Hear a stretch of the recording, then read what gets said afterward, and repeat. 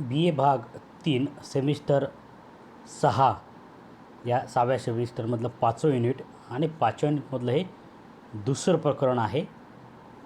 5.2 भारतातील लोकसंख्या धोरण, पॉप्युलेशन पॉलिसी इन इंडिया.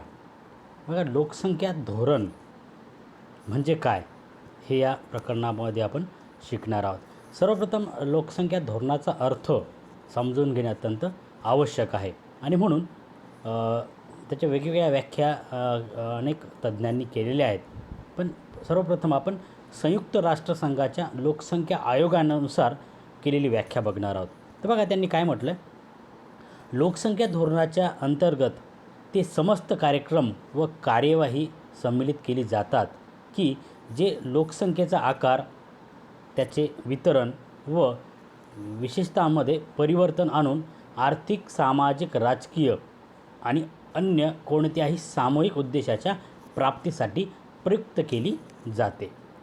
म्हणजेच काय, तर लोकसंख्या धोरणाच्या अंतर्गत ते सगळे कार्यक्रम येतात, त्या सगळ्या कार्यवाही सम्मिलित आहेत की जे लोकसंख्येचा आकार, वितरण, विशेषत्वाने त्यामध्ये परिवर्तन आणून आर्थिक, सामाजिक आणि राजकीय आणि अन्य कोणत्याही सामूहिक उद्देशाच्या प्राप्तीसाठी प्रयुक्त केली जाते. म्हणजे लोकसंख्येचं नियंत्रण असेल, लोकसंख्येचं नियमन असेल, ते अशा पद्धतीने केले जाते की त्या जेणेकरून देशाचा आर्थिक, सामाजिक, राजकीय किंवा अन्य प्रकारचे जे काही उद्देश आहेत ते सफल करता येऊ शकतील. आणि त्यामुळं लोकसंख्या धोरण हे कोणत्याही देशाच्या धोरणांमधलं एक विशेष धोरण आहे आणि एक महत्त्वपूर्ण धोरण आहे.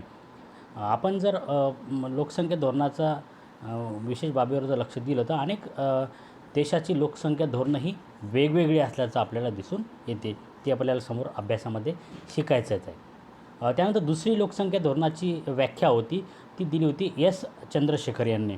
तर एस चंद्रशेखर म्हणतात की लोकसंख्या धोरण कोणत्याही देशाच्या सरकारद्वारे निर्मित ते धोरण आहे की जी लोकसंख्येचा आकार, संरचनेमध्ये सरकारी कायदा अथवा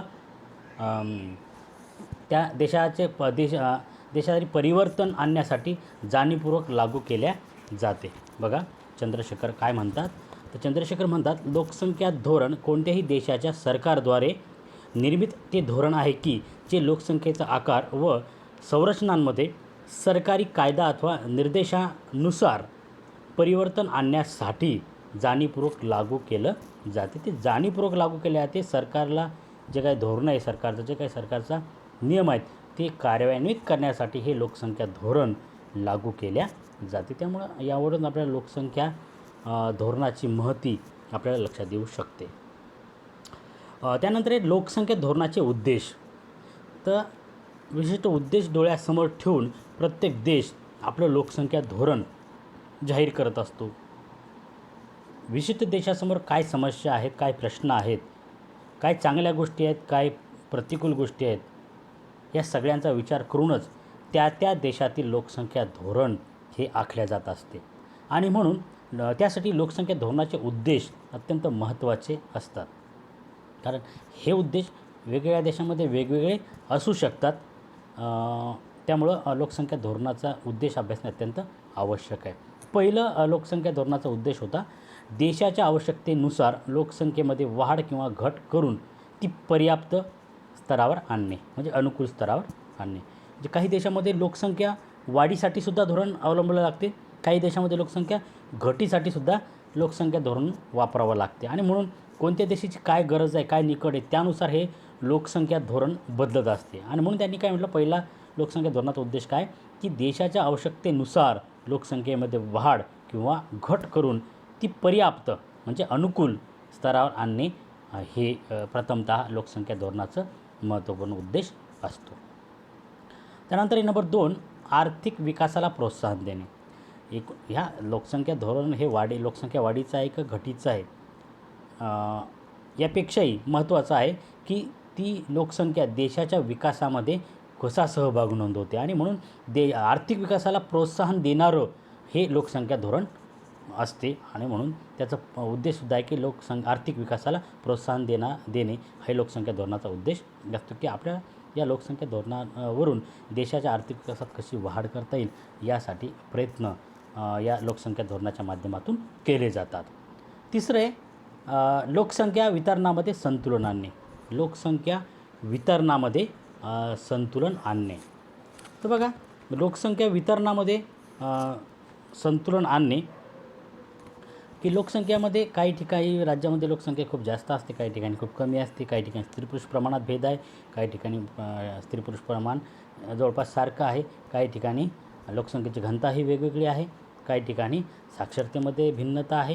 ह्या सगळ्या गोष्टीचा जरी असल्या तरी या लोकसंख्या वितरणामध्ये संतुलन कसं आणता येईल हा एक महत्त्वपूर्ण भाग या लोकसंख्या धोरणाचा उद्देशामध्ये गणला जातो. त्यानंतर आहे नंबर 4, लोकसंख्येमध्ये गुणात्मक सुधारणा घडवून आणणे. जी लोकसंख्या तुमच्या देशामध्ये आहे ती किती आहे त्यापेक्षा ती गुणात्मक आहे का, हे अत्यंत महत्त्वाचं असते. लोकसंख्या जास्त आहे पण ती गुणात्मक आहे. जर ती लोकसंख्या गुणात्मक असेल तर ती देशाच्या आर्थिक विकासामध्ये सहभाग नोंदवते, आर्थिक विकासाला चालना देते, आर्थिक विकासामध्ये सहभाग घेते असं म्हटलं आहे. आणि म्हणून लोकसंख्येमध्ये गुणात्मक सुधारणा घडवून आणणे हे सुद्धा लोकसंख्या धोरणाचा एक महत्त्वपूर्ण उद्देश असतो. त्यानंतर भारत सरकारचे लोकसंख्याविषयक धोरण आणि त्याचं मूल्यमापन. हे आता पुढील या लेक्चरमध्ये आपल्याला शिकायचं आहे की भारत सरकारचे लोकसंख्याविषयक धोरण कसे होते, वेगवेगळ्या कालखंडात ते धोरणं कसे राहिलेले आहेत आणि त्या धोरण लागू केलेत त्याचं मूल्यमापन करणे, म्हणजे ते खरे ठरले की खोटे ठरले किंवा त्याचा उद्देश साध्य झाला की साध्य झाला नाही, ते परिणामकारक होते का परिणामकारक नव्हते, हे मूल्यमापनसुद्धा आपल्याला याच प्रकरणामध्ये करायचं आहे. धोरणे साधारण पुढील 3 दृष्टिकोनावर आधारित असतात. म्हणजे लोकसंख्या धोरण ठरवतानासुद्धा त्याचे काही दृष्टिकोन असतात. तर त्यातला पहिला आहे वैद्यकीय दृष्टिकोन. तर बघा, वैद्यकीय दृष्टिकोन म्हणजे काय, तर सुरुवातीच्या काळात सरकारने ज्यावेळी लोकसंख्या धोरण जाहीर केले त्यावेळी जनता लोकसंख्या वाढीस आळा घालण्यासाठी सरकारला मदत करतील असे गृहीत धरण्यात आले होते. पण कुटुंबातील सदस्याची संख्या मर्यादित ठेवण्यासाठी वैद्यकीय मदत व सल्ला देण्याची व्यवस्था पहिल्या प्रकारच्या दृष्टिकोनात असल्याने त्याला वैद्यकीय दृष्टिकोन असं म्हणतात. म्हणजे वैद्यकीय दृष्टिकोन डोळ्यासमोर ठेवून सुद्धा लोकसंख्या धोरणं ही आखली जातात. त्यानंतर नंबर 2, विस्तार दृष्टिकोन. तर बघा, विस्तार दृष्टिकोन म्हणजे काय, वैद्यकीय दृष्टिकोनाच्या 1950-62च्या कालावधीतील अनुभवावरून शासनाने आपला लोकसंख्याविषयक धोरणाच्या दृष्टिकोनात बदल करण्याचे ठरवले. जर जनता देशातील आरोग्य केंद्रे, आरोग्य सल्लागारांकडे जात नसेल तर कुटुंब नियोजन कार्यक्रम घेऊन सरकारने जनतेकडे जाण्याची ठरवले. यालाच कुटुंब नियोजनाचा विस्तार दृष्टिकोन असं म्हटलं आहे. की कुटुंब नियोजन करून लोकसंख्या वाढीवर कसा आळा घालता येईल यासाठी प्रयत्न या विस्तार दृष्टिकोनामध्ये केले जातात. त्यानंतर नंबर 3, मुक्त निवड दृष्टिकोन. तर बघा, हा सुद्धा एक महत्त्वपूर्ण दृष्टिकोन या लोकसंख्याविषयक अभ्यासाचा असतो किंवा धोरणाचा असतो. तर मुक्त निवड दृष्टिकोन यामध्ये बघा, देशामध्ये राजकीय आणीबाणीच्या काळात कुटुंब नियोजन कार्यक्रमाची सक्ती, शस्त्रक्रियांबाबत अतिरेकी काही गोष्टी केल्या गेल्या, लोकांच्या तक्रारी इत्यादीमुळे 1977मध्ये जनता सरकारला निवडणुकीमध्ये फायदा झाला. या पक्षाने सत्ता प्राप्तीनंतर कुटुंब नियोजनविषयक भूमिका जाहीर केली. या कुटुंब नियोजन कार्यक्रमाचे कुटुंब कल्याण कार्यक्रम असं नामकरण करण्यात आलं आणि त्यामुळं कुटुंबाचं कल्याण करून लोकसंख्येवर कसं आपल्याला निर्बंध आणता येतील यासाठी प्रयत्न या दृष्टिकोनामध्ये केले जातं. त्याला मुक्त निवड दृष्टिकोन असं म्हटल्या जाते. त्यानंतर भारताचे लोकसंख्या धोरण हे साधारण आपण 2 भागामध्ये विभागतो. याला पहिले होतं स्वातंत्र्यपूर्व काळातील लोकसंख्या धोरण, म्हणजे स्वातंत्र्य मिळण्या अगोदरचं लोकसंख्या धोरण, आणि होतं स्वातंत्र्योत्तर काळातील लोकसंख्या धोरण, म्हणजे स्वातंत्र्य मिळाल्याच्या नंतरचं लोकसंख्याविषयक धोरण. तर स्वातंत्र्यपूर्व काळामध्ये फार काही लोकसंख्याविषयक धोरणं जाहीर केलेली नव्हती. काही गोष्टीमध्ये त्यांनी जेव्हा इंग्रजांचं सरकार किंवा इंग्रजाची सत्ता भारतामध्ये होती त्यांनी काही प्रयत्न केले पण ते तितकेसे परिणामकारक नव्हते. त्यामुळे स्वातंत्र्यपूर्व काळातील लोकसंख्या धोरणापेक्षाही स्वातंत्र्योत्तर काळातील लोकसंख्या धोरण हे खूप महत्त्वाचं आपल्या दृष्टीने असल्याचं दिसून येते. स्वातंत्र्यपूर्व काळात ब्रिटिश राजवटीमध्ये लोकसंख्या नियंत्रण आणण्यासाठी कोणतेही धोरण तयार करण्यात आले नव्हते. त्याच्या भारतीयांच्या धार्मिक सामाजिक भावना विरोध होईल असं त्यांना वाटत होतं आणि कुरेच करायचा नव्हता आणि त्यामुळेच त्यांनी कोणते लोकसंख्या धोरण जाहीर केलं नाही. त्यांनी भारतीय विचारवंतांनी या काळात लोकसंख्या नियंत्रणाचे समर्थन केले. सन 1916 प्रकाशित the population problem in India या आपल्या पुस्तकाद्वारे प्यारे कृष्ण वाटल यांनी लोकसंख्या नियोजनावर भर दिला होता. 1925 गणिताचे प्राध्यापक R.D. कर्वे यांनी महाराष्ट्रामध्ये मुंबईत संतती निग्रह चिकित्सालयाची स्थापना केली. त्यावेळी कोणी विचारही केला नसेल की येणाऱ्या काळात भारतामध्ये संतती नियमाच्या कार्यक्रमाला देशव्यापी मान्यता द्यावी लागेल. आणि 11 जून 1930 म्हैसूर सरकारद्वारे जगातील पहिले सरकारी संतती नियमन चिकित्सालय सुरू करण्यात आले. त्याच वर्षी मद्रास सरकारने गर्भनियंत्रणासंबंधी शिक्षण देण्यास सुरुवात केली. तसेच 1932 संतती नियंत्रणासाठी अनेक चिकित्सालयाची स्थापना करण्यात आली. असं काही राज्यामध्ये स्वातंत्र्यपूर्व काळातसुद्धा लोकसंख्या धोरणाविषयी किंवा लोकसंख्येबद्दल काही काम झालेलं आहे. पण खऱ्या अर्थानं या भारताला स्वातंत्र्य मिळाल्यानंतर खऱ्या अर्थानं भारतीय लोकसंख्या धोरणाचा अभ्यास करणं अत्यंत आवश्यक आहे. त्यातलं जे होतं स्वातंत्र्योत्तर काळातील लोकसंख्या धोरण.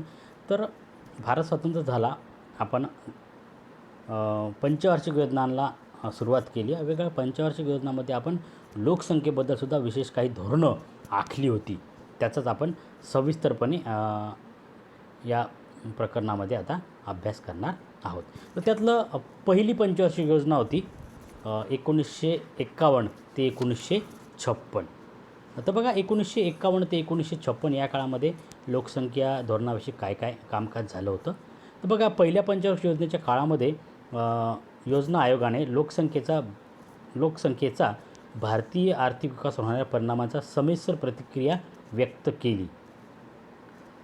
लोकसंख्या वाढीचा दरडोई उत्पन्नाशी सहसंबंध असत नाहीत, मात्र लोकसंख्या वाढ एकूण उत्पादन आणि उपभोग व्यवस्थेशी सहसंबंध या व्यवस्थेला प्रभावित करते. त्याचप्रमाणे राहणीमानाचा दर्जा सुधारण्यासाठी सुद्धा लोकसंख्या बाधक असल्याचं मत त्यांनी व्यक्त केलं. पहिल्या पंचवार्षिक योजना काळात लोकसंख्या नियंत्रण धोरणाअंतर्गत लोकसंख्या वाढीच्या दरात घट घडून आणण्या गरजेचं असल्याचं प्रतिपादन करण्यात आलं. आणि एप्रिल 1950 लोकसंख्या धोरण समितीचे नियोजन मंत्र्याच्या अध्यक्षतेखाली निर्मिती करण्यात आली. म्हणजे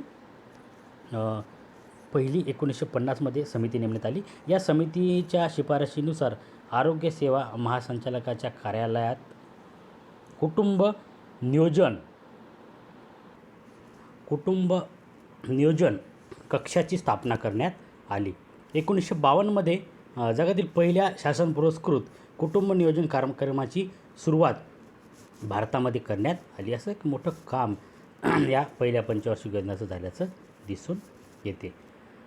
परंतु वास्तविक जर आपण पंचवार्षिक योजनामधील खर्चाच्या बाबीकडे लक्षात जर घेतलं तर कुटुंब नियोजन कार्यक्रमासाठी या योजनेमध्ये 65 लाख रुपयाची तरतूद करण्यात आली होती. परंतु वास्तविक व्यय केवळ 18 लाख रुपयेच या योजनेमध्ये खर्च करण्यात आला. दुसरी पंचवार्षिक योजना 1956 ते 1961. तर बघा दुसऱ्या पंचवार्षिक योजनेमध्ये लोकसंख्या प्रश्नाला अत्यंत महत्त्वाचे स्थान देण्यात आले. नियोजन मंडळाच्या शिफारसीनुसार मध्यवर्ती कुटुंब नियोजन मंडळाची स्थापना करण्यात आली. या काळात कुटुंब नियोजनाविषयक प्रचार, शिक्षण, सेवा, प्रशिक्षण, संशोधन असे 4 ठळक घटक कुटुंब नियोजन कार्यक्रमामध्ये अंतर्भूत करण्यात आले. या कुटुंब नियोजन या संकल्पनेने एक व्यापक स्वरूप या दुसऱ्या पंचवार्षिक योजनेमध्ये दिल्या गेल्याचं आपल्या लक्षात येते. या काळामध्ये 1 लाख लोकांची नसबंदी करण्यात आली. कुटुंब नियोजन कार्यक्रमासाठी या योजनेमध्ये 5 कोटी रुपयाची तरतूद करण्यात आली होती. मात्र प्रत्यक्ष खर्च हा 2,15,00,000 एवढाच झाल्याचं दिसून येते. या काळात मुंबई, कोलकाता, दिल्ली तसेच त्रिवेंद्रम येथे लोकसंख्या अनुसंधान केंद्राची सुद्धा स्थापना करण्यात आली. म्हणून दुसऱ्या पंचवार्षिक योजनेमध्ये अजून जास्त काम लोकसंख्या धोरणामध्ये झाल्याचं दिसून येते. त्यानंतर तिसरी पंचवार्षिक योजना 1961 ते 1966. पहिल्या व दुसऱ्या योजना काळात लोकसंख्या नियंत्रणासाठी केलेल्या उपायांमुळे 1961च्या जनगणनेमध्ये अपेक्षित परिणाम प्राप्त झाले नाहीत आणि त्यामुळं आता लोकसंख्या धोरणाचा विस्तार करणे अत्यंत गरजेचं होतं. म्हणून 1962-63मध्ये सरकारने लोकसंख्या धोरणाचे उद्दिष्ट स्पष्ट करताना सांगितले की कुटुंब नियोजन कार्यक्रमाचा प्रमुख उद्देश जन्मदर प्रति 1000 41 वरून 1973पर्यंत तो प्रति 1025वर आणणे हे एक महत्त्वपूर्ण उद्देश डोळ्यासमोर ठेवला गेला होता. आणि सन 1966मध्ये केंद्रीय स्तरावर स्वतंत्र अशा नियोजन खात्याची रचना करण्यात आली. तृतीय पंचवार्षिक योजनेमध्ये कुटुंब नियोजन कार्यक्रमावर होणाऱ्या खर्चाची तरतूद ही 27 कोटी रुपये करण्यात आली. परंतु हे प्रत्यक्षात या योजने काळात 25 कोटी रुपये खर्च करण्यात आले. त्यानंतर एक 3 वर्षीय योजनासुद्धा राबवण्यात आली होती, ती 66 ते 1969. तर त्या काळातसुद्धा बघूया आपण लोकसंख्या धोरण कसं होतं. तर 3 वार्षिक योजनेमध्ये जर आपण पाहिलं 1966 ते 1969 या काळात योजना अवकाश काळ म्हणून या काळाला ओळखलं जाते. या काळात कुटुंब नियोजन कार्यक्रम भारतीय सार्वजनिक आरोग्य केंद्रामार्फत किंवा कार्यक्रमामध्ये पूर्णतः समाविष्ट करण्यात आला. माता बालसंगोपन कार्यक्रम कुटुंब नियोजन कार्यक्रमाशी जोडण्यात आला. आणि 1966मध्ये कुटुंब नियोजन विभागाची स्थापना केंद्रीय स्तरावर व कुटुंब नियोजन मंत्रालयामध्ये त्या करण्यात आले. या काळात कुटुंब नियोजन साधनाचा वापरात मोठ्या प्रमाणात वाढ झाली. त्यानंतर आहे चतुर्थ पंचवार्षिक योजना. तर बघा, चतुर्थ पंचवार्षिक योजना काळामध्ये कुटुंब नियोजन कार्यक्रमाला प्राधान्य देण्यात आले. या योजना काळात जन्मदर दर 1939 वरून 32वर आणण्याचे उद्दिष्ट डोळ्यासमोर ठेवण्यात आले होते. सन 1969पर्यंत जन्मदर दर 25वर आणण्यासाठी स्त्री पुरुष शस्त्रक्रियांकरता उद्दिष्टे निश्चित करण्यात आली होती. या काळात मोफत निरोध वाटप पद्धतीसुद्धा अंमलात आणली. तसेच गर्भनिरोधक गोळ्यांच्या कार्यक्रमाची व्याप्तीसुद्धा वाढवण्यात आली. या योजना काळात पुरुष शस्त्रक्रिया म्हणजे नसबंदी ची संख्यासुद्धा मोठ्या प्रमाणात वाढवण्यात आली. नसबंदी कार्यक्रमाअंतर्गत शिबिरे घेण्यात आली. 1972-73मध्ये जर आपण पाहिलं तर 31,20,000 पुरुषांना ही शस्त्रक्रिया करून घेतल्या गेली. 83% पुरुष नसबंदी शस्त्रक्रिया शिबिरांमध्ये झाल्या. तर 1972मध्ये गर्भपाताला मान्यता देणारा कायदा याच काळामध्ये अंमलात आला. या काळात 284.43 कोटी कुटुंब नियोजन कार्यक्रमावर खर्च करण्यात आले. म्हणजे मोठा खर्च या चौथ्या पंचवार्षिक योजनेमध्ये झाल्याचं आपल्याला दिसून येते. त्यानंतर आहे नंबर 6 पाचवी पंचवार्षिक योजना 1974 ते 1979. तर बघा, पाचवी पंचवार्षिक योजना आहे यामध्ये लोकसंख्येसंदर्भात खूप मोठे फेरबदल झालेत आपल्याला दिसून येते. म्हणून पाचव्या योजनेमध्ये कुटुंब नियोजन कार्यक्रमाबरोबरच आरोग्य, माता मुले यांच्या आरोग्यविषयक कार्यक्रम, आहार, पोषण या एकत्रित नियोजन याचं करण्यात आलं. कुटुंब कल्याण कार्यक्रम ठेवण्यात आलं. कुटुंब नियोजन कार्यक्रमासाठी या योजनेमध्ये 497.4 कोटी रुपयाची तरतूद करण्यात आली होती. प्रत्यक्षामध्ये 409 कोटी इतका खर्च करण्यात आला. या योजना काळात 1976मध्ये भारतामध्ये पहिले लोकसंख्या धोरण जाहीर करण्यात आलं आणि म्हणून राष्ट्रीय लोकसंख्या धोरण 1976 हे धोरण राबवण्यात आलं. याला आणीबाणीचा काळ असं सुद्धा म्हटलं जाते. राष्ट्रीय लोकसंख्या धोरण 1976 आणीबाणीचा काळ. तर बघा, या लोकसंख्या धोरणाचे उद्दिष्ट आणि वैशिष्ट्य जर आपण पाहिली तर ती खूप वेगवेगळी असल्याचं आपल्याला दिसून येते. त्यातलं पहिलं वैशिष्ट्य किंवा आपण उद्दिष्ट म्हणूया, नसबंदीला अनिवार्य करण्याचा कायदा करण्याचा अधिकार राज्याला देण्यात आला. तुम्ही तुमच्या राज्यामध्ये नसबंदी ही अनिवार्य करू शकता असा अधिकार राज्यांना देण्यात आलं. हे वैशिष्ट्य या 1976च्या लोकसंख्या धोरणाचं होतं. त्यानंतर नंबर 2 एप्रिल 1972 गर्भपाताला वैध घोषित करण्यात आलं. गर्भपाताला वैध घोषित करणे हे सुद्धा एक लोकसंख्या धोरणाचं एक महत्त्वपूर्ण वैशिष्ट्य सांगितले जाते. त्यानंतर होतं विवाहाचे वय मुलांसाठी 18वरून 21 वर्ष केलं आणि मुलींचं वय लग्नाचं वय किंवा विवाहाचं वय 15वरून 18पर्यंत वाढवण्यात आलं. यामुळे असं झालं की लोकसंख्या वाढीवर नियंत्रण कसं आणता येईल यासाठी प्रयत्न केले गेल्याचे या उद्दिष्टावरून या वैशिष्ट्यावरून आपल्या लक्षात येते.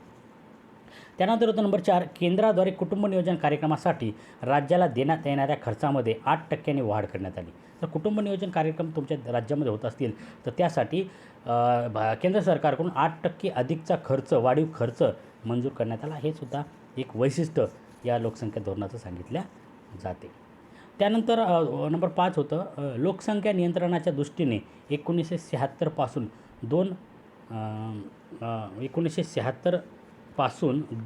जीवित अपत्य म्हणजे जीवित अपत्य त्यानंतर नसबंदी करण्याला प्रोत्साहन देण्यात आले. जो 2 जीवित अपत्य तुमच्याकडे असतील तर त्यानंतर तुम्ही नसबंदी करावी असं सांगण्यात आलं. हे सुद्धा एक वैशिष्ट्य या लोकसंख्या धोरणाचं सांगितले जाते. त्यानंतर होतं नंबर 6, स्त्री शिक्षण व मुलांच्या आहारावर लक्ष देणे. स्त्रिया जर शिकल्या तर त्यांना छोट्या कुटुंबाचं महत्त्व कळेल आणि आपोआपच जन्मदरावर नियंत्रण येईल. तसंच मुलांचा आहार जे अपत्य आहेत त्यांचा आहार त्यांच्या आरोग्याविषयी जर काळजी घेतली तर आपोआपच लोकसंख्या नियंत्रणासाठी मदत होणार होती आणि म्हणून स्त्री शिक्षण आणि मुलांच्या आहारावर विशेष करून लक्ष देण्यात आलं. हे सुद्धा या 1976च्या लोकसंख्या धोरणाचं प्रमुख वैशिष्ट्य होतं. त्यानंतर नंबर 7 आहे कुटुंब नियोजन कार्यक्रमाला लोकांपर्यंत पोहोचवण्यासाठी नवीन बहुमुखी प्रेरणात्मक प्रचार धोरणाचा अवलंब करण्यात आला. या कुटुंब नियोजन कार्यक्रमाला प्रोत्साहन देण्यासाठी वेगवेगळ्या कार्यक्रमाचं आयोजन करण्यात काउन्सिलिंग करण्यात आली आणि यामुळं लोकसंख्या नियंत्रण कसं करता येईल हे महत्त्वपूर्ण उद्दिष्ट या 1976च्या लोकसंख्या धोरणामध्ये असल्याचं दिसून येतात. त्यानंतर आलं 1977मध्ये लगेच दुसरं लोकसंख्या धोरण जाहीर केलं गेलं. 1977 नंतर लोकसंख्या धोरणं कसं होतं ते आपण बघणार. कुटुंब नियोजन हे नाव बदलून कुटुंब कल्याण असं करण्यात आलं. या धोरणाची वैशिष्ट्ये ही काही आपल्याला पुढीलप्रमाणे सांगता येतील. तर बघा आणीबाणीनंतर म्हणजे आणीबाणीच्या नंतरचा हा कालावधी आहे. आणीबाणीनंतर 6व्या पंचवार्षिक योजनेमध्ये 1977मध्ये निवडणुकीनंतर जनता सरकार हे सत्तेमध्ये आलं आणि त्यांनी कुटुंब नियोजन कार्यक्रमाचं नाव बदलून आता ते कुटुंब कल्याण कार्यक्रम ठेवण्यात आलं. आता कोणतीही या लोकसंख्येसंदर्भात कोणती सक्ती केल्या जात नव्हती. कोणती सक्ती जनतेवर करण्यात येणार नाही असे जाहीर करण्यात आले. सामाजिक आर्थिक कार्यक्रमामध्ये कुटुंब कल्याण योजनेस प्राधान्य देण्यात आले. या नवीन धोरणाची वैशिष्ट्ये आपल्याला पुढीलप्रमाणे सांगता येतील. त्यातलं पहिलं वैशिष्ट्य होतं नंबर 1, आरोग्य कल्याण व कुटुंब नियोजन कार्यक्रमामध्ये सुसूत्रता आणणे. आरोग्य असेल, कुटुंब कल्याण असेल, कुटुंब नियोजन असेल या कार्यक्रमामध्ये सुसूत्रता आणणे, एकरूपता आणणे जेणेकरून जन्मदर कसा कमी करता येईल, छोट्या कुटुंबाचं महत्त्व लोकांना कसं पटवून देता येईल हे या धोरणामध्ये निश्चित करण्यात आलं. हे त्याचं एक वैशिष्ट्य होतं. त्यानंतर होतं नंबर 2, कुटुंब कल्याण कार्यक्रमाअंतर्गत जनतेवर कोणतीही सक्ती करण्याऐवजी चांगल्या मार्गाने पाठपुरावा करणे, त्यांना त्याचा प्रोत्साहन देणे, त्यांना त्याच्यामध्ये काउन्सिलिंग करणे, त्यांना त्याबद्दलचं ज्ञान देणे, पण कुठेही सक्ती मात्र केल्या जाणार नाही असं या लोकसंख्या धोरणामध्ये जाहीर करण्यात आलं. त्यानंतर नंबर 3 होतं सामूहिक प्रचारऐवजी कुटुंब कल्याण योजनेच्या व्यक्तिगत शिक्षणावर भर देणे. सार्वजनिकरित्या एखाद्या कुटुंब नियोजनासारख्या गोष्टीवर बोलण्यापेक्षा व्यक्तिगत त्या व्यक्तीला त्याचं शिक्षण देणे, त्याचं काउन्सिलिंग करणे यावर या योजनेमध्ये भर देण्यात आला. त्यानंतर होतं नंबर 4, पुरुषांच्या लग्नाचे वय 21 वर्ष तर स्त्रियांच्या बाबतीत 18 वर्ष करण्यात आले. जे अगोदरचं धोरणासुद्धा होतं तेच या ठिकाणी कायम ठेवण्यात आलं. त्यानंतर होतं नंबर 7, 6वी पंचवार्षिक योजना. 6वी पंचवार्षिक योजना 1980 ते 1985. तर 6व्या पंचवार्षिक योजना काळामध्ये दीर्घकालीन व अल्पकालीन उद्दिष्ट ठरवण्यात आली होती.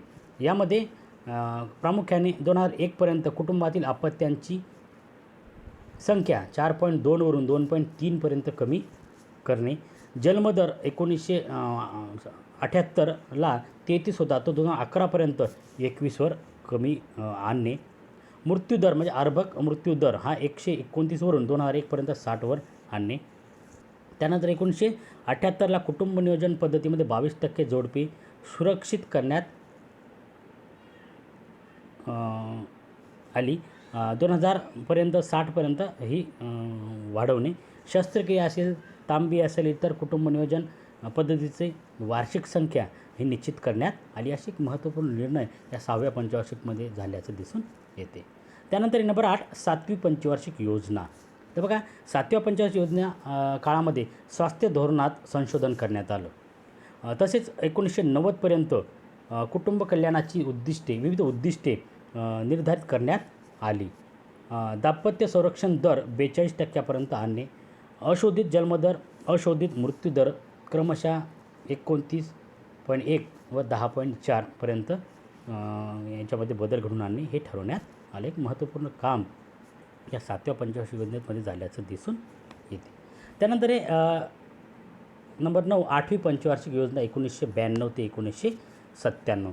तर बघा डिसेंबर 1991 मध्ये योजना आयोगाने राष्ट्रीय विकास परिषदेला एक दस्तवेज लोकसंख्या नियंत्रण आव्हान आणि व्यूहरचना सादर केला. यामध्ये त्यांनी मान्य केले की लोकसंख्येचा विस्फोट देशासमोरील एक मोठे संकट आहे. तर तीव्र गतीने वाढणाऱ्या लोकसंख्येला आळा घातला नाही तर त्याचे भरण पोषण करणे हे खूप कठीण काम होऊन जाईल. तसेच सर्वांना सामाजिक आर्थिक न्याय मिळवून देणे सामाजिक न्याय मिळवून देणे हे सुद्धा येणाऱ्या काळात कठीण होऊन जाईल असं या अहवालामध्ये सांगण्यात आले. एक महत्त्वपूर्ण अहवाल त्या काळात प्रसिद्ध झाला आणि त्यामुळे कुटुंब नियोजनासारख्या कार्यक्रमाची व्याप्ती या 8व्या पंचवार्षिक योजनेमध्ये वाढवल्याचं आपल्याला दिसून येते. त्यानंतर होतं नंबर 10 9वी पंचवार्षिक योजना 1997 ते 2002. तर बघा या 9व्या पंचवार्षिक योजनेमध्ये काही महत्त्वपूर्ण निर्णय घेण्यात आले होते 1997 ते 2002. त्यामध्ये विशेष करून सन 2000चे नवीन लोकसंख्या धोरण हे महत्त्वपूर्ण सांगितले जाते. नवीन लोकसंख्या धोरण 2000. तर बघा 11 मे 2000 रोजी भारताची लोकसंख्या 100 कोटी झाली.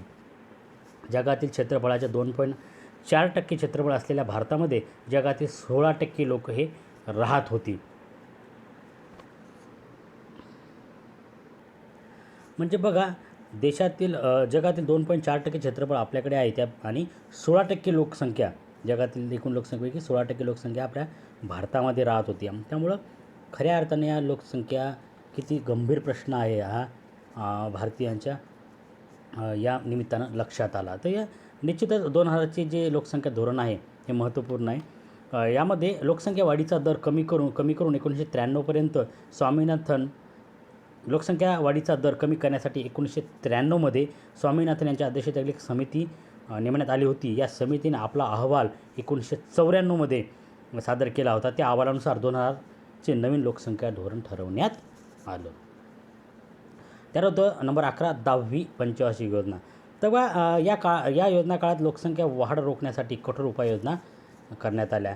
गैरशासकीय माध्यमांना कुटुंब कल्याण कार्यक्रमामध्ये सहभागी करून घेण्यात आलं. कुटुंब कल्याण कार्यक्रमासाठी 27,125 कोटी रुपयाची तरतूद करण्यात आली होती. या योजनेमध्ये शिशु व माता मृत्यूदरामध्ये वेगाने घट करण्याचे ठरवण्यात आलं होतं. एक महत्त्वपूर्ण काम या 10व्या पंचवार्षिक योजनेमध्ये करण्याचं ठरवण्यात आलं होतं. त्यानंतर 12 नंबर 11वी पंचवार्षिक योजना 2007 ते 2012. 11व्या पंचवार्षिक योजनेमध्ये लोकसंख्या धोरणाच्या अंतर्गत कुटुंब कल्याण कार्यक्रम तसेच राष्ट्रीय स्वास्थ्य कार्यक्रमावर विशेष भर देण्यात आला. या व्यतिरिक्त लोकसंख्येच्या स्थिरीकरणामध्ये पंचायत राज संस्थांच्या मार्फतसुद्धा लोकसंख्येचं महत्त्व या पंचायत राजला महत्त्वाचे स्थान देण्यात आलं.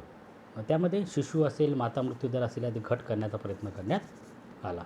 त्यानंतर नंबर 13 12वी पंचवार्षिक योजना 2012 ते 2017. बघा 12व्या पंचवार्षिक योजनेमध्ये शिशु मृत्यूदराला 25पर्यंत आणणे. मातृत्व दरामध्ये दर हजारी 1 वर आणणे. 0 ते 6 वयोगटामध्ये बाल लिंगानुपात 950 वर आणणे. 12व्या पंचवार्षिक योजनेच्या शेवटपर्यंत एकूण प्रजनन दर 2.1 करणे.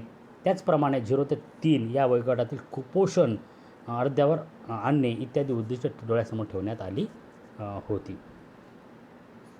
त्यानंतर ही सगळी लोकसंख्या धोरणाचा आपण अभ्यास केल्यानंतर याचे काही साधक बाधक परिणामसुद्धा आपल्याला पाहावयास मिळाले. पण तरीसुद्धा लोकसंख्याबद्दल भारतीय फारसे काही या लोकसंख्या 85 वेगवेगळ्या 85 योजनांमध्ये गांभीर्य नव्हतं असंच आपल्याला दिसून येते, कारण लोकसंख्या सतत वाढत गेल्याचं दिसून येते. त्यानंतर हे राष्ट्रीय महिला सबलीकरण धोरण. राष्ट्रीय महिला सबलीकरण धोरण त्या धोरणाची उद्दिष्टे होती. त्यातलं पहिलं होतं, महिलांना सक्षम बनवण्यासाठी सकारात्मक धार्मिक सामाजिक धोरणाद्वारे वातावरण निर्माण करणे. म्हणजे सकारात्मक धोरण धार्मिक आणि सामाजिक दृष्टीने वातावरण निर्माण करणे ह्या राष्ट्रीय महिला सबलीकरण धोरणाचं उद्दिष्ट होतं. त्यानंतर होतं दुसरं, महिलांना पुरुषाच्या बरोबरीने मूलभूत स्वतंत्र व सर्व प्रकारच्या मानवाधिकाराची उपलब्धती करून देणे. पुरुषांसारखेच पुरुषाच्या खांद्याला खांदा देऊन काम हे जर महिला करत असतील तर त्यांना तसे मूलभूत स्वतंत्र व सर्व प्रकारच्या मानवाधिकार उपलब्ध करून देणे हे सुद्धा उद्दिष्ट हे राष्ट्रीय महिला सबलीकरण धोरणाचं होतं. नंबर 3 आहे, महिलांना समान व निर्णय प्रक्रियेत समान सहभाग उपलब्ध करून देणे. वेगवेगळ्या निर्णय प्रक्रियेमध्ये या महिलांचा सहभाग वाढवणे हे सुद्धा एक उद्दिष्ट या महिला सबलीकरण धोरणाचं होतं. त्यानंतर होतं, महिलांना आरोग्य सेवा सर्व स्तरातील गुणवत्तापूर्ण शिक्षण देऊन महिलांना समान संधी प्रदान करणे. महिलांना शिक्षण देणे, गुणवत्तापूर्ण शिक्षण देणे, जेणेकरून ह्या महिला आपल्या पायावर उभ्या कशा राहतील हे सुद्धा उद्दिष्ट राष्ट्रीय महिला सबलीकरण धोरणाचं होतं. त्यानंतर होतं नंबर 5, महिलांविरुद्ध सर्व स्वरूपातील भेदभाव दूर करण्यासाठी विविध प्रणालीची शुद्धीकरण करणे. महिलांचा जे काही भेदभाव केला जातो तो संपुष्टात आणणे हे सुद्धा या राष्ट्रीय महिला सबलीकरण धोरणाचं उद्दिष्ट होतं. त्यानंतर नंबर 6 आहे, महिला व पुरुषांच्या क्रियाशील सहभागाच्या आधारे सामाजिक दृष्टिकोन आणि सामुदायिक पद्धतीमध्ये बदल घडवून आणणे. या क्रियाशील यांचा वाढ केल्याशिवाय महिला व पुरुषांच्या क्रियाशील सहभागाच्या आधारे सामाजिक दृष्टिकोनामध्ये बदल घडवून आणणे हे सुद्धा उद्दिष्ट या राष्ट्रीय महिला सबलीकरण धोरणाचं होतं. त्यानंतर नंबर 7, विकास प्रक्रियेमध्ये लिंगसंबंधी दृष्टिकोन विचारात घेणे हे सुद्धा एक महत्त्वपूर्ण उद्दिष्ट या धोरणाचं होतं. त्यानंतर नंबर 8, विकासा व बालकामगाराविरुद्ध भेदभाव व सर्व स्वरूपातील हिंसा दूर करणे. बघा, आपण जर पाहिलं तर महिलासंबंधी अनेक प्रकारचे जे काही कायदे कानून होते हे महिलांच्या बरेचसे विरोधात होते, पण जे महिलांच्या बाजूने होते त्याचंही अंमलबजावणी व्यवस्थित होत नव्हती. पण या धोरणाअंतर्गत त्या अंमलबजावणी करून भेदभाव कसे दूर करता येतील, कसे संपुष्टात आणता येतील हे या धोरणाचं उद्दिष्ट होतं. त्यानंतर होतं नंबर 9, सुसंस्कृत समाज विशेषत्वाने महिला संघटनांसोबत भागीदारी निर्माण करून त्यांना सक्षम बनवणे. महिला सुसंस्कृत समाज जर बनवायचा असेल तर महिला संघटनांसोबत भागीदारी करून महिलांना समोर कसं आणता येईल याचं प्रयत्न करणे हे सुद्धा उद्दिष्ट डोळ्यासमोर ठेवण्यात आलं होतं. ही ती सगळी राष्ट्रीय महिला सबलीकरण धोरणाची उद्दिष्ट. आता 2001चे राष्ट्रीय महिला सशक्तीकरण धोरण कसं होतं, तर ते पहिलं होतं की शिक्षणाद्वारे महिला सक्षमीकरण, महिलांना शिक्षण देणे, जेणेकरून ह्या महिला जर शिकतील तर आपोआपच त्यांना त्यांच्या अधिकाराची जाणीव होईल आणि त्यामुळेच त्या दृष्टीनेच महिला सक्षमीकरण आपोआपच होईल. पण सर्वप्रथम याला शिक्षण देणे हे धोरण यामध्ये राबवण्यात आलं होतं. त्यानंतर होतं आरोग्य. महिलांचं जर आरोग्य सुधरेल तरच खऱ्या अर्थानं त्या महिला जर त्यांना आरोग्यविषयक सुविधा पुरवल्या गेल्या तर त्या आरोग्यविषयक सक्षम होऊन त्या आपोआपच त्यांचं महिलांचं सबलीकरण त्या निमित्तानं होणार होतं. त्यानंतर नंबर 3 आहे, शिशु व माता मृत्यूदर. बघा, शिशु आणि माता मृत्यू जर कमी केला तर आपोआपच महिला सशक्तीकरण होणार आहे. कारण बऱ्याच प्रसूती काळामध्ये बऱ्याच गर्भवती महिला ह्या मृत्युमुखी पडतात, त्या माता मृत्युमुखीमध्ये पावतात आणि म्हणून ते बालक आणि ते माता याचा मृत्यूदर कसा कमी करता येईल हे सुद्धा महिला सक्षमीकरणाच्या धोरणाचा एक महत्त्वपूर्ण भाग होता. त्यानंतर नंबर 4 होतं विवाह वयात वाढ. जर शिक्षण त्या मुलीला दिलं तर आपोआप त्यांचं विवाहाच्या वयामध्ये वाढ होत असते. जर विवाहाचं वय वाढलं तर आपोआपच त्यांच्याकडे जो प्रजनोत्पादनाचा जो कालावधी आहे तो त्यांच्याकडे कमी उरणार आहे आणि त्यामुळं त्यांचा जे विवाह वयात वाढ झाल्यामुळं आपोआपच जन्मदरातसुद्धा घट होणार होती आणि म्हणून हे सुद्धा एक महिला सशक्तीकरण धोरणाचं एक उद्दिष्ट किंवा धोरणाचा एक भाग होता. त्यानंतर नंबर 5, औषधांचा उपयोग आणि प्रोत्साहन. तर बघा, औषधांचा उपयोग आणि प्रोत्साहन, महिलांना आरोग्यासंबंधीची देखरेख आणि पोषणासंबंधी परंपरागत ज्ञानासंबंधी मान्यता तसेच उपयोगांसंबंधी मान्यता देण्यास प्रोत्साहन केले गेले. महिलांना समग्र आरोग्य संरचनेच्या अंतर्गत औषधी आणि भारतीय तसेच वैकल्पिक पद्धतींनी प्रोत्साहन देता येईल. यांना आरोग्यविषयक वेगवेगळ्या प्रकारच्या सुविधा पुरवल्या गेल्यामुळं आपोआपच महिलांचं आरोग्य सुधारेल. त्या शिक्षण घेतील, त्यांचं आरोग्य सुदृढ जर राहिलं तर आपोआपच महिलांचं सशक्तीकरण होणार आहे. असा सुद्धा एक भाग या 2001 राष्ट्रीय महिला सशक्तीकरण धोरणाअंतर्गतचा होता. त्यानंतर आहे लोकसंख्या धोरणाचे मूल्यमापन. तर बघा, हे वेगवेगळ्या कालखंडामध्ये पंचवर्ष योजनामध्ये आपण लोकसंख्या धोरण पाहिले. याचं मूल्यमापन करणंसुद्धा अत्यंत आवश्यक आहे. भारताला स्वातंत्र्य मिळाल्यानंतर कुटुंब नियोजन कार्यक्रमाचा विस्तार खऱ्या अर्थानंच आपल्याला झाल्याचं दिसून येते. तर 1976च्या आणीबाणीच्या काळामध्ये सरकारद्वारे कुटुंब नियोजन कार्यक्रमासाठी सक्ती करण्यात आली. सक्ती आणि झालेल्या अत्याचारांमुळे कुटुंब नियोजन कार्यक्रमाला एक कलंकित तो कार्यक्रम झाला होता आणि त्यामुळे लोकांनी कुटुंब नियोजन कार्यक्रमाबाबत नाराजी व्यक्त केली गेली होती व तत्कालीन सरकार त्यामुळं हे परत सत्तेत आलं नाही. त्यानंतर जनता सरकार सत्तेत आलं होतं आणि त्यामुळं सक्ती करणं हा सुद्धा एक अतिरेक होता. लोकांना सोयीस्कर समजून सांगणं अगोदर अपेक्षित होतं, पण तसं झाल्याचं दिसून येत नाही. त्यानंतर एक सन 1977 मध्ये सत्तेत आलेल्या जनता सरकारने कुटुंब नियोजन कार्यक्रमाला कुटुंब कल्याण कार्यक्रम असं नाव दिलं गेलं आणि सक्ती न करता स्वतःहून तुम्ही कुटुंब नियोजन केलं पाहिजे, त्याचं काउन्सिलिंग करणे, वैयक्तिक खाजगी काउन्सिलिंग करणे, त्यांना आरोग्यविषयक सुविधा पुरवणे या गोष्टीवर भर देण्यात गेला होता. नंतरच्या हे असं धोरण त्यांनी जाहीर केलं. नंतरच्या आलेल्या सरकारांनी लोकसंख्या स्थिरीकरणासाठी अनेक उपाययोजना केल्या. 2000चं जर आपण राष्ट्रीय लोकसंख्या धोरण जाहीर केलं, त्यामध्ये अल्प, मध्यम व दीर्घ उद्दिष्ट जाहीर करण्यात आली होती की ज्यामुळे लोकसंख्या नियंत्रण कसं करता येईल याचंसुद्धा काम त्यामध्ये झाल्याचं दिसून येते. या धोरणाला अनुसरून सन 2001मध्ये जाहीर झालेल्या राष्ट्रीय महिला सक्षमीकरण धोरणामध्ये याचीसुद्धा काही उद्दिष्ट ठेवण्यात आली होती, ज्यामध्ये महिलाच्या सक्षमीकरण करून लोकसंख्येवर कसं नियंत्रण करता येईल या संदर्भाचा सुद्धा महत्त्वपूर्ण उद्दिष्ट डोळ्यासमोर ठरवण्यात आली होती. ज्यामध्ये 2 मुलांच्या जन्मामध्ये अंतर ठेवणे, बालविवाहाची समाप्ती करणे, महिलांना रोजगार देणे, नोकरी देणे, त्यानंतर स्त्री-पुरुष समानता यासारख्या गोष्टी डोळ्यासमोर ठेवण्यात आल्या होत्या आणि या मुद्द्यामुळे लोकसंख्या वाढीवर नियंत्रण येईल असं एकंदरीत चित्र डोळ्यासमोर ठेवण्यात आलं होतं. हे सगळं मूल्यमापन लोकसंख्या धोरणाचं केले जाते. पण एकूणच काय, तर जेव्हा सरकारांच्या लक्षात आलं की लोकसंख्या हा सुद्धा एक मोठा इश्यू आहे, तोपर्यंत खऱ्या अर्थानं खूप उशीर झाला होता भारताच्या बाबतीत जर बोलायचं असेल तर. पण जी वेगवेगळी धोरणं राबवली गेली होती, सरकार होतं ते सक्ती करू शकत नव्हतं. काही ठिकाणी सक्ती झालीसुद्धा, पण नंतरच्या काळात कोणी सक्ती या लोकसंख्येबाबत केली नाही.